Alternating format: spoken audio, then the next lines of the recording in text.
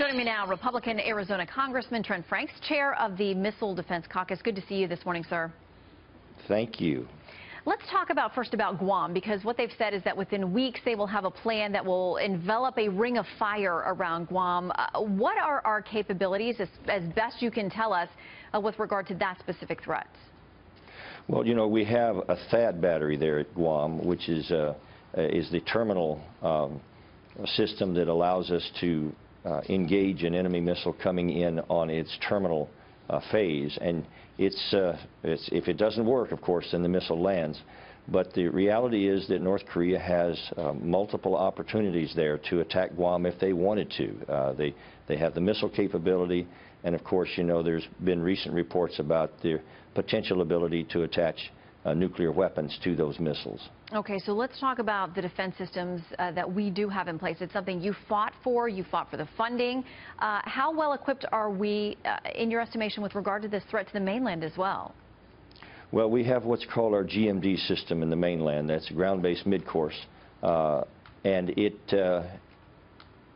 meets the threat for the moment, but we are now in a situation where within a year or less, that threat could begin to overmark our ability to respond. And that leaves only then the offensive capability, or the deterrent. And I would just suggest to you, you know, that, Shannon, there is a moment in the life of nearly every problem like this when it is big enough for reasonable people to see and still small enough to be addressed without catastrophe. And Bill Clinton missed that moment when he made a deal with the Koreans that didn't last very long. He paid the ransom, didn't secure the hostage. Then Barack Obama did essentially the same thing, gave him 250,000 tons of food. Bill Clinton gave him 500,000 tons of fuel a year. And yet, in both cases, the North Koreans just disregarded the deal immediately. And we now face a situation where a rogue country like this could potentially target the United States with nuclear weapons.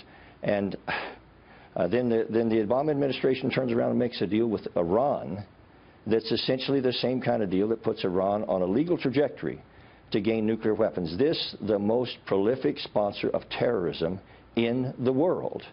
And I'm starting to be almost impossible to surprise, but this is really starting to be a frightening situation. And yet, to hear the left say it's all President Trump's fault.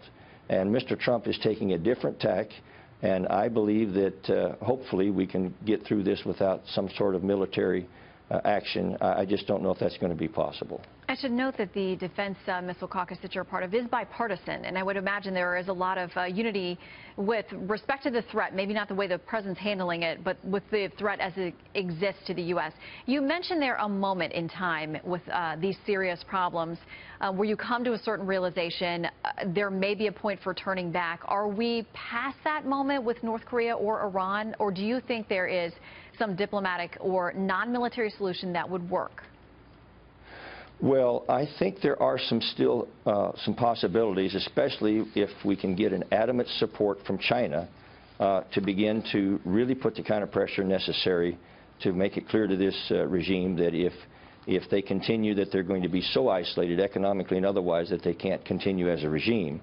But the reality is this president has really reduced not capabilities. He has tremendous capability, but this administration has reduced options now, because now this rogue nation with someone that we're not sure whether is really rational or not is on the cusp of gaining the ability to attack major cities in the United States of America with devastating results. Here's what the Defense Secretary says. The DPRK, meaning North Korea, should cease any consideration of actions that would lead to the end of its regime and the destruction of its people. We're told that this is what this is all about for Kim Jong-un, as he's trying to rattle the sabers and flex his muscles because he fears the end of his regime, a regime change. Our officials repeatedly saying, Secretary Tillerson, Ambassador Haley, that's not what this is about. We aren't seeking regime change. Is he really, do you think, willing to take another step down this road that could lead to a self-fulfilling prophecy? Do you think he gets it?